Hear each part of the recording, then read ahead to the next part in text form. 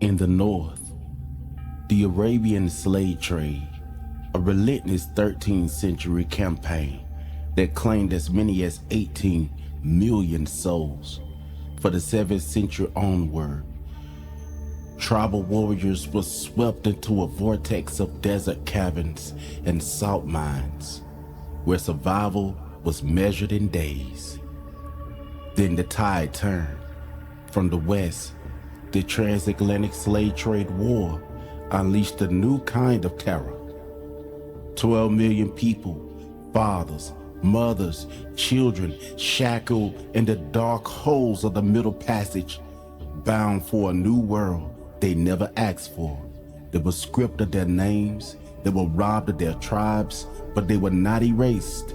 Today, a new generation is fighting back, using the power of modern DNA and ancestral memory.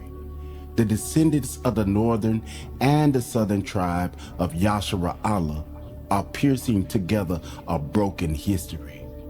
The war for their bodies, centuries till now, the war for their identity has only just begun.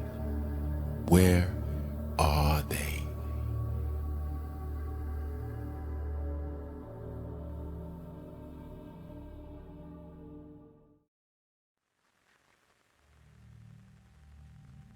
All right, Shalom Mashpaka. This is Yiqwaba Ma Shalawanka. It means how y'all doing? How you doing? And if you want to say I'm doing okay, you could say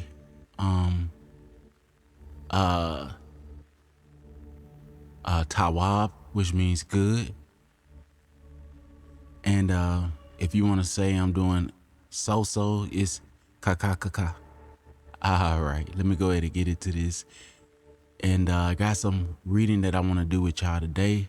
Let me go ahead and not prolong this thing and pull up the book, because y'all know usually I would read books. So here it go. And let me know if you like my mic setting. I'll save it underneath the video. You could go ahead and download it. And inside of when you pull up the thing, it'll show you all the stuff that you need for it, so that you could get your vocals like you want. I'm using the Prince vocal chain. So, cause Prince got a deep voice. And anyway, you will see when you get it if y'all willing. But anyway, let's go ahead and keep on reading. This book right here is called From Babylon to Timbuktu. And back at the origin of the Judeans, they put the Jews for obvious reasons. But we're talking about the fourth son of Yiqwaba. Yiqwaba means heel grabber. The fourth son of Yiqwaba, Yahabadah, which means praise Yahweh. Anyway, thank Yahweh. So we see here, I got it written down for you. Yah, ha, wa, da. I forgot to put the ha on the end, but that's a ha right there, and it goes on the end of here. Yahabadah. And that's what they were spelling in Africa, on the west coast of Africa, when our ancestors had ran out of Spain and Portugal, and also out of the east, and they had pitched their tents in West Africa. Okay, so let me go ahead and go down and read. It says the black Arabs, black, I'm gonna just say how they got it, Jews, and the Ethiopians. All right, the black Jews and the Ethiopians, that's the Cushites. Arabia, the land of the offspring of Yashmael. Y'all see that? Arabia, the land of the offspring of Yashmael. And I got some reading for that as well. It's coming from the book Light and Truth. So when I get done reading this section, then I'm going over to the Light and Truth, where you'll be able to see that as well.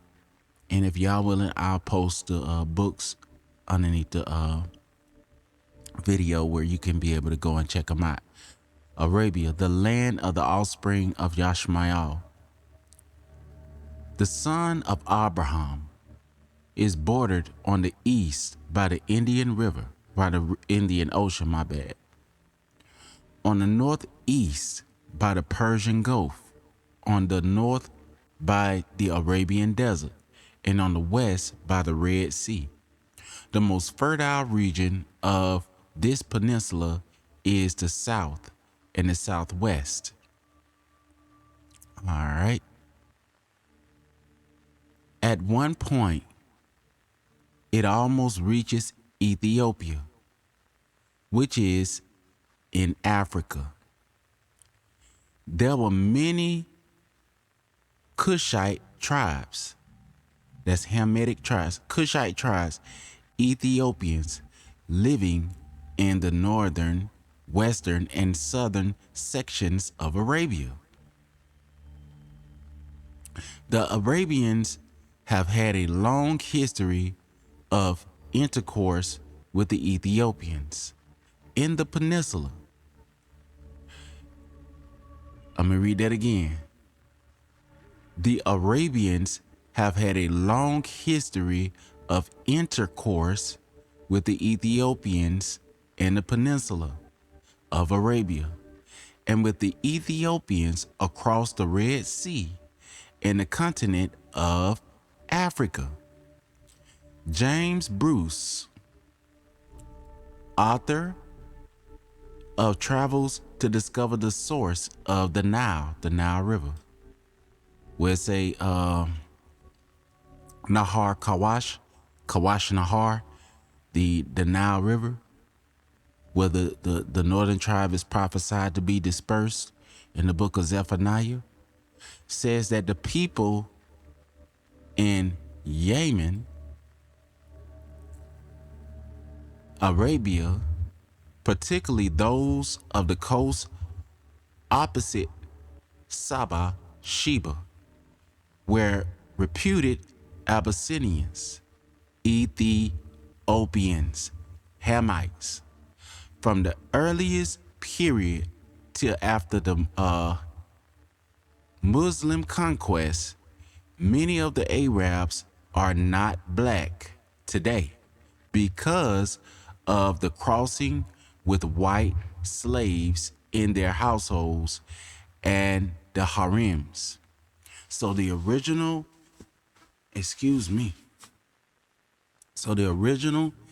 Ethiopians are dark-skinned Africans, Hamites. And because of the mixing with, the slaves and stuff, it brightened up their complexion a bit. But you can still go to Ethiopia and see very, very dark-skinned Ethiopians.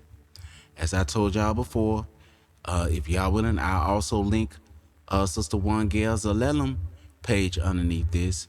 And she is an Ethiopian, and she's a news anchor with African Diaspora News Channel, one of the biggest news channels online. It is a known fact that there were Ethiopians inhabiting Arabia in the north, southwest, and some in the southeast. How did these Ethiopians establish domicile residence in southern and in southwest Arabia? Because Ethiopians lived around the Persian Gulf in the north. Arabia, it is highly probable that they migrated towards the southeast and the southwest. It is obvious that the Cushites inhabited visual parts of Arabia before the birth of the progenitors of the Arabs. So the Cushites was inhabiting that place way, way before Yashmael was born. You got to remember, in Barashayah chapter 10, he says, Kam had children, right? And Nimrod was a Cushite. All right. Nimrod is the first world ruler. The first world ruler is a Hamite a Negroid, not Negro, but a Negroid man from the Cushite nation. Somebody was running their car or something, so that threw me off. Inhabited the virtual parts of Arabia before the birth of the progenitors of the Arabs. Ra'ama, the son of Kawash, was the father of the Cushite, Sheba and Dedan. Barashaya 10 and 7. About 2300 BC, that's before Messiah, the tribe of Ra'ama became remarkable merchants. Yachazaqual, Ezekiel 27 and 22. The descendants of Ra'ama live in southeast Arabia, and the descendants of Havilah resided in the southwest Arabia, which is Yemen. This Havilah was the son of Kawash. Moreover, Kawash was the patriarch of all the Ethiopian tribes. Let me read that again. This Havilah was the son of Kawash. Moreover, Kawash was the patriarch of all the Ethiopians, the Hamites, tribes in Babylon, Arabia, India, and the Nile River. That's the Nahar, that's the Kawash Nahar. The Cushites were residents. All right. Page 38.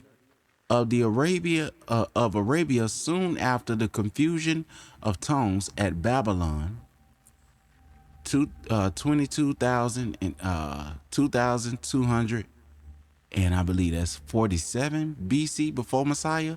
But Yashmael, the father of the Arabs,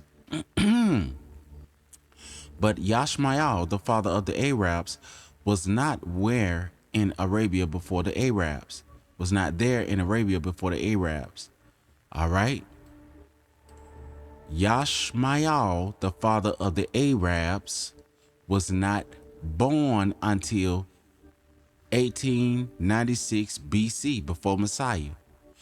My conclusion is that the Ethiopians were in Arabia before the Arabs. All right. So the Ethiopians were in Arabia before the son of Abraham, Yashmael, who came from a Masriam woman, a Kemetic woman, an Egyptian woman, a black African Egyptian woman. Yashmael, mother and father, were Shakar people, black people, because Abraham and his handmaid Hagar were Shakar, dark-skinned people. In the year of 1012 BC before Messiah, an Ethiopian queen named I think it's Bilqis visited King Solomon in Jerusalem. Bilqis came from the kingdom of Sheba in southern Arabia. So the wife that Shalomah took unto himself was an Arabian woman, a dark-skinned woman. Sheba was part of the Ethiopian Empire. So she was a queen. Well, she was a female ruler in Ethiopia, where you could go and visit Ethiopia in different places like Lalibela and different places. But she was a queen in Ethiopia. All right. From the lineage of Kam, the blood of Ham ran through her. This empire included Upper Masriam, Kawash, and parts of Arabia. Arabia means mixed kingdoms, which means a whole bunch of tribes like Kham tribes and Shamitic tribes. Almost like you could say you could go to America and they got different sections of government, but they had different rulers. And that's what Arabia means. Not mixing by breeding, but mixing by like a mixture of tribes living together in what people would probably call today a democracy or whatever they want to call it. But it was living together as a kingdom.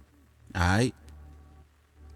It's a difference between presidents and a kingdom, which included the kingdom of Sheba. The I don't want to say that, but I'm just gonna say it just for this sake. The Jewish historian Flavius Josephus, who was not a Jewish-ish person, but was from the tribe of Judah, the Shalkar people, the black people, calls this queen the queen of Masrium. And in our language, when we say for the female rulers, we don't, it doesn't mean the same thing as it means of what other people think. A malaka means a messenger, a female messenger. All right? Malaka also means a female leader, ruler. All right? And in order for her to be a malaka, she had to have a malak as her husband. All right? Sha'awal say that it's not a custom for the children of Yashara Allah to have a woman to rule over them. All right, so she ruled with her husband under the submission of Yahweh. All right, Malaka means what we would say today, and it don't even mean queen, because queen comes from a whole different culture. I don't want to get into that, but a malak also can mean what we say today as an angel. All right, of Masrium, of Kemet, and of Kawashiam, Ethiopia. Calling this queen, I think, I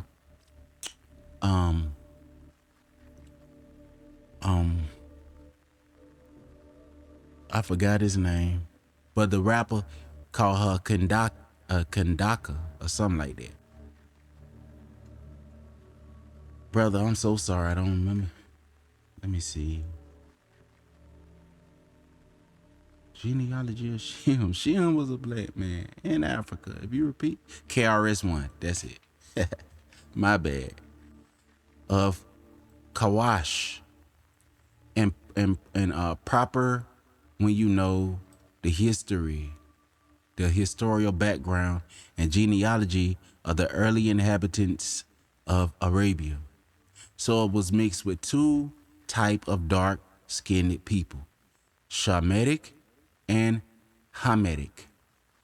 The queen in Kham means hot. Sham means there. It also means legacy. It can also mean identity. And also it can mean history, because your legacy is connected to your name and your legacy is your history. The queen, the Malaka of Sheba, is known also as the Malaka of the South. The kingdom of Sheba in Ethiopia was one empire, not the only one, of the South, of the land of Yashara Allah. We must remember that.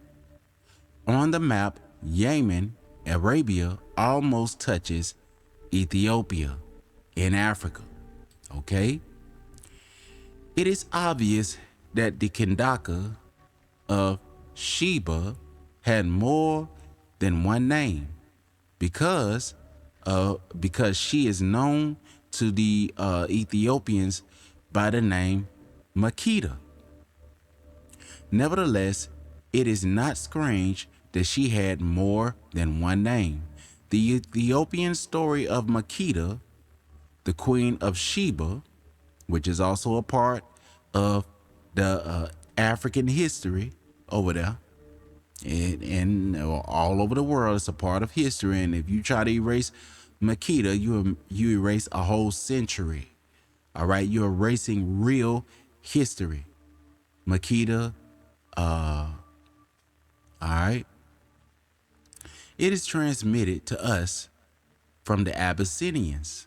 All right, they also kept archives.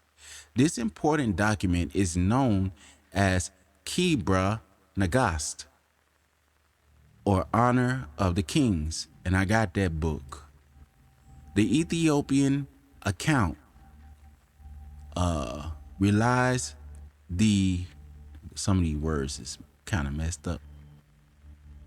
Itinerary of the Kandaka of Ethiopia to meet Malak Shalama. That's King Solomon, Malak Shalama. Ba Yarashalayim in Jerusalem. She came with a great train, and so there's a difference between Kawash, there's a difference between Yashmael, and there's also a difference between Yehabadah and all of the other tribes of Yiqwaba. So everybody have their own nation fingerprint, okay?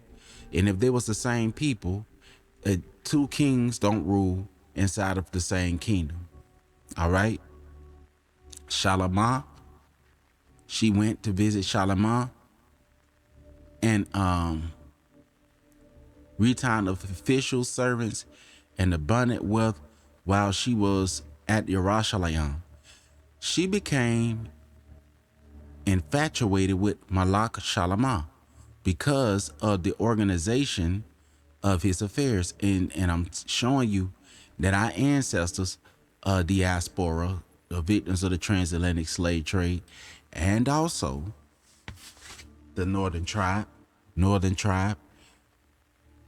that we had structure. We wasn't monkeys swinging in no tree, picking fleas and ticks off each other, making monkey noises, and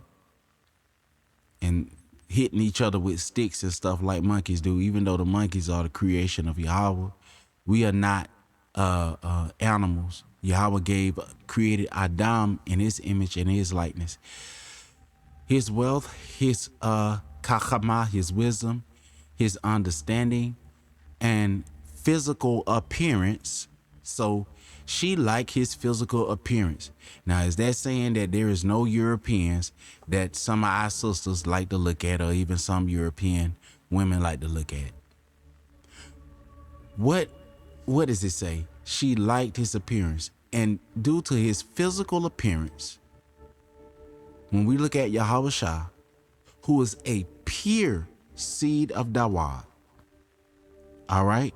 Not through sexual intimacy, but a pure seed of Dawad. Just like Adam was formed of the clay, of the dark red clay of the earth. She liked the physical appearance of Shalamah, all right? So she wasn't looking at him and saying, oh, you too black for me. Yahweh Shai is so dark that the scriptures say that he looked like brass, as if he burnt inside of a furnace. All right. And he got hair like wool. Daniel also says that he's very dark with woolly sheep hair, sheep like hair. So if people say, well, it means that his head was white and his feet was dark, they're saying that Yahweh Shai is a leper and he's unclean in the most holy place that you could ever be, in the presence of Yah, where the scriptures say in detail in the book of Revelation, in the book of Kazawan, that no unclean thing could dwell in his presence. So Yahweh Shai did not have a white head and dark feet and all the colors of the rainbow. He was not a sick, where he was yellow and green and all those different type of colors, like he's some type of alien from outer space. Yahweh Shai looked like his father, Dawad, and like his people. All right.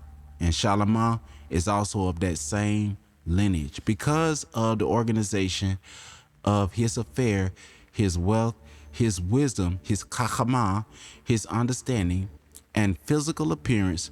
Moreover, and that also the scripture says that Yabasop was very handsome.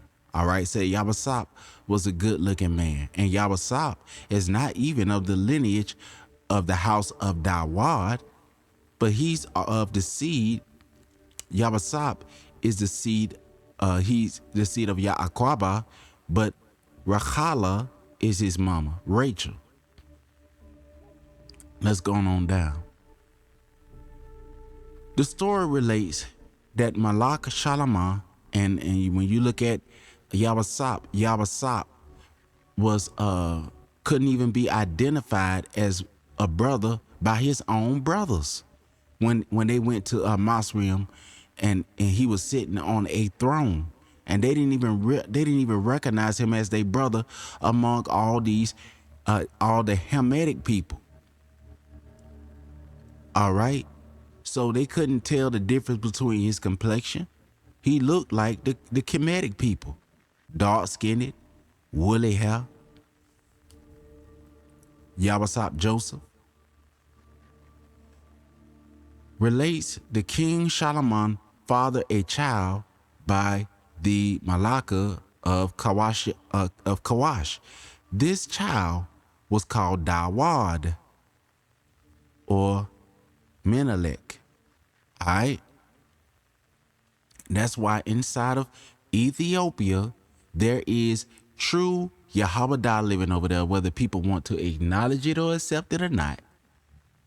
There's some of our brothers and sisters who are of our tribe in Ethiopia, descendants of Malak Shalama, and they are dark skinned with nappy woolly hair, called Dawad or Menelik. That's why when you see our brothers and sisters in Jamaica, what they got the Rastafarian thing going. I don't want to go into that, but it's some connection with that as well. Alright. Malaka returned to Sheba or Saba with Menelik. Alright. After Menelik had remained in Kawash for some years, his mother sent him to Malak Shalama to be educated. So he retained his language. So he went to his daddy to learn the customs of his people, to learn the law, statute, and commandments. And Malak Shalama heavily taxed our ancestors that were still in the land. And a lot of that caused the kingdom to split because Shalama heavily taxed, and his son said, I'm going to do worse. Let's go over here to the light and truth. All right, over here to the light and truth. And this is page 107. All right, light and truth. Let's begin at 22. It is supposed that some place of this name existed on the eastern coast of Africa, or among the southern ports of Asia, which the ships of Haram and Shalamah traded in gold and silver, ivory and apes. Now, it's monkeys in Africa. We should know this. So how could Shalamah and them trade in ivory and monkeys and stuff if there's a monkey? And apes is in Africa, all right, on the continent. All right. And Piman traded in gold and silver, ivory, and apes, and and peacocks. There's peacocks in Africa. Ivory is in Africa. Even when you look at the husk of the elephant is in Africa. Okay, family? Traded in gold. There's gold in Africa and silver. Ivory and apes and peacocks. Chronicles, 2 Chronicles 20:21. It is said that once in every 3 years, these ships completed a voyage. And remember, we just read that the Arabs, which came from Yashmael, Abraham's son, they are the original Arabs, okay? And when you read it in Barashayath, you will see that all the sons of Yiqwaba, who came from a Shemitic woman and a Shemitic man, when they were going to bury their father, the Canaanites thought that they were all Hamites, Egyptians, going out to mourn. All right? They thought they was the royals of Egypt going out to mourn. And they didn't say royal like that. They just said they are Egyptians, Hamites, going out to mourn. So even Ham mistook the children of Yasharal, all 12 sons, as their brother of their own Kuth, the Kemetic people, as them. All right? They couldn't even tell the difference. The sons that went up to go and get grain, they couldn't even tell the difference between Yabasap Joseph, Sapnat Panea Joseph, or neither of the other Africans. They all looked alike. As a matter of fact, Masha was hidden with the children of the pharaohs. And there was an edict sent out by the pharaoh to go and slay all the children at the birth of Masha. Not before. At the birth of Masha, an edict was sent out by the Masrium, by the king of Masrium, who didn't know Yabasap, Sapnat Panea. And he sent out an edict to go and kill every Abaria child at the age of 2. And Masha was supposed to be killed. But his mother, his Ama, put him inside of a basket that she pitched with and she put together, because we know how to make stuff. We wasn't monkeys swinging in no tree and putting our arms up and doing all the monkey stuff. That's not how that happened. All right. And she put him in there and hid that child until he got of age enough where the woman sent for the Abar woman to come and nurse the child. All right. So Masha was able to be hidden in the house of the pharaohs. And you know that the pharaohs were pure Hamitic Masrim. 3 years, these ships completed a voyage and brought home their merchandise. Hence, it is inferred. And you know, people could tell the difference. You know, when they was catching our ancestors after the war of 70 AD, they didn't mistakenly grab European people and put them in the ship. And even the Hamitic people didn't mistakenly grab their own people from their own tribes when they was hired to go and be slave catchers and drivers. They didn't go and just grab all willy-nilly. They knew who they was looking for. There was a price put on the kingdom of Judah's head. All right? And you look at the edicts of the kings during the 1400s and the 1500s, the 1700s, you will see that the edicts were direct edicts to catch the children of Judah, to put them on slave ships. All right. Judah lost their protection in the 1492 because they didn't want to submit to the Roman Catholic Church, to their doctrines. So they label our ancestors as enemies of the church. That's why in every plantation, they were forcing us to either be a Muslim or a Christian. The Christians didn't force us to be Muslims, and the Muslims didn't force us to be Christians. If you didn't belong to one or the other, you run a stronger possibility of being sold into slavery. All right? 3 years of these ships completed a voyage and brought home their merchandise. Hence, it is inferred the place which they traded must have been distant from Judah.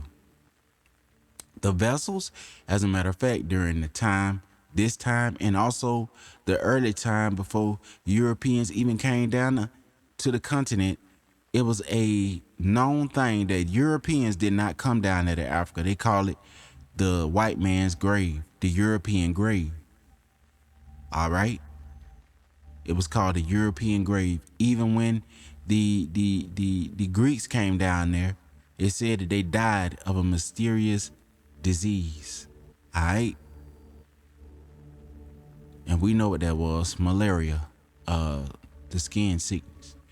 The vessels given by Haram and the cream was just now created in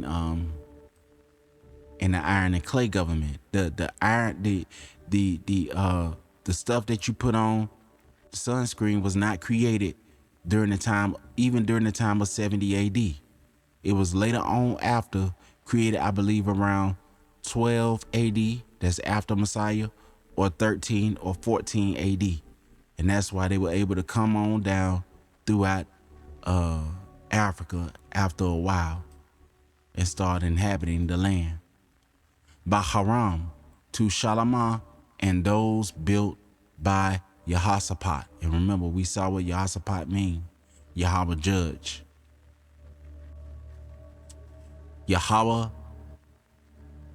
Sapat. It means Yahweh judge. And y'all see how they put Jeho? Jeho is Yahweh Shapat. It means Yahweh judge, not fat. When they put that the and this together and make it fa, but it's not Jehoshaphat. It's Yahweh, because his name is spoken, Yahweh Sapat. To go down to Tarshish, were all launched at Izanjabar, at the northern extremity of the eastern Gulf of the Red Sea, now called the Gulf of Ahab. Chronicles 36. The name of Tarshish was from one of the sons of Yawan. And Javan is a Japhathite, all right? Yapath, one of Yapath children. Yawan is the father of the Grecian nations, and that includes the Italians, the Spanish, the Portuguese. They are from Yawan, all right? Pawat, which is a Hamitic man, in Hamitic tribes, their lot of inheritance is Libya. That's why I say right here, Libyans was the third son of Cam, a royal people, because they come from Cam, and his descendants sometimes called Libyans. So sometimes the descendants of Phut, Pawat, is called Libyans. That's where you get Libya from. Are supposed to be the Mauritanians of, or Moors, or modern times. All right. So even the Hamitic people were called Moors, and the Shemitic people are also called Moors. And we see that even back in the time of slavery, they knew that the Hamites were dark-skinned people. That's why it says Ham, the father of the dark races, not the Negroes. Ham is the father of the dark races. He said the Libyans, the Ethiopians, the Canaanites, and the others, but not the Negro. The Negro is not from Ham. So the Libyans and the Negroes are two different kinds of people that was living on the continent when the Europeans came down there to pay people, to capture people and put them in fetters and chains and make them chattel slavery. Are supposed to be the Mauritanians or Moors of modern times. They served the Masrium, they served the Egyptians and Tyrians as soldiers. So the Libyans were soldiers. They served as soldiers. That was their occupation as a tribe in what they say Alki Bulan. They were soldiers, all right? They served as Masrium, tyrants, and soldiers. Jeremiah 9, all right? Yechazaqal, Ezekiel 10. And they say 5 and we keep. And let's see, a district in Africa, Pool, a district in Africa, thought by Bukhart to be an island in the Nile. Remember, Nahar Kawash, not far from, I think that's Cyrene, Yeshaya 19, Isaiah 19. That means salvation 19, Yeshaya. That's what his name is. Sabah, Yeshaya, chapter 3.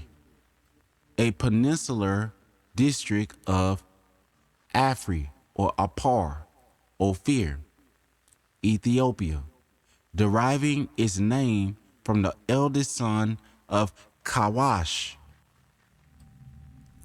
who is supposed to have been the progenitor of the Ethiopians. Not everybody on the continent. It's everybody, it's the same.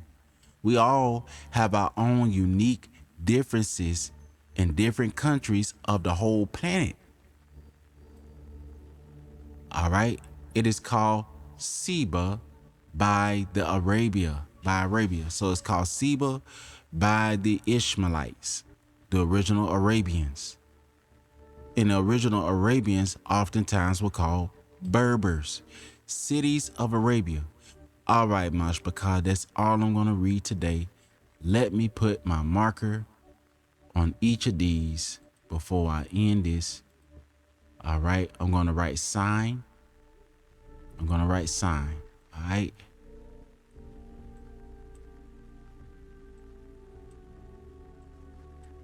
Off. There we go. We go back over here and write off. So when I get off of here, I can save it.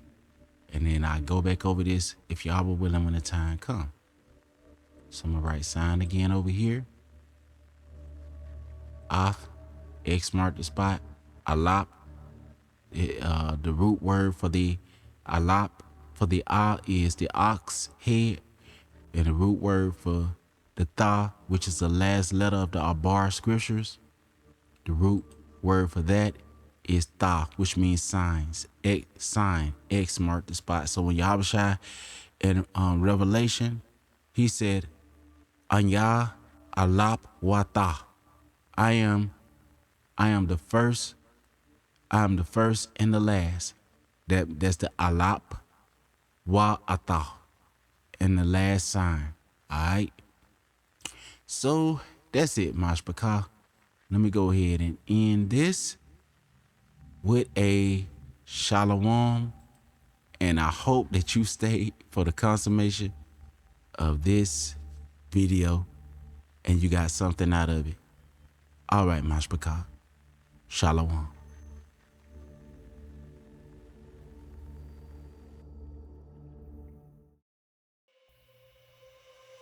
Thank you for spending time with me.